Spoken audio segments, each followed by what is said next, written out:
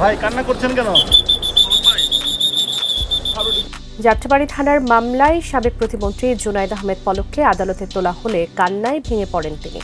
শুধু তাই নয়, আদালতের কাজ করাতেও বারবার অশ্রুসিক্ত হতে দেখা যায় তাকে।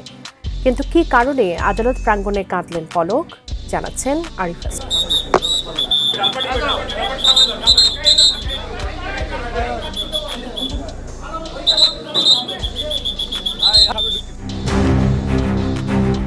রাজধানীর যাত্রাবাড়ী থানার ২ মামলায় বুধবার আদালতে তোলা হয় সাবেক প্রতিমন্ত্রী জুনায়েদ আহমেদ পলককে।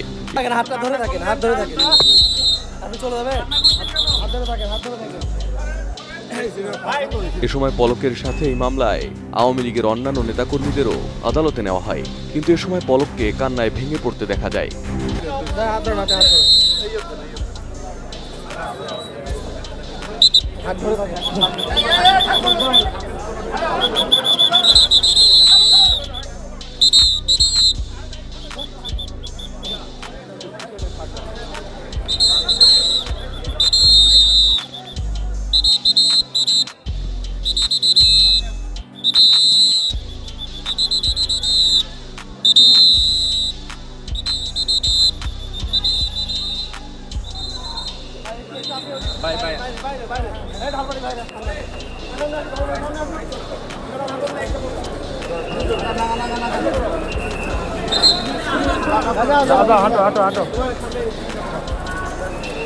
কান্না করছেন কেন?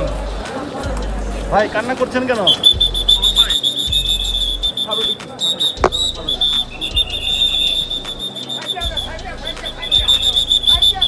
শুধু তাই নয়, আদালতের কাঠগড়াতেও কাঁদেন পলক। এ বিষয়ে তার আইনজীবী ফারজানা ইয়াসমিন রাখি জানান, আদালতে এসে পলক খবর পান তার এলাকার কিছু লোক মারা গেছে।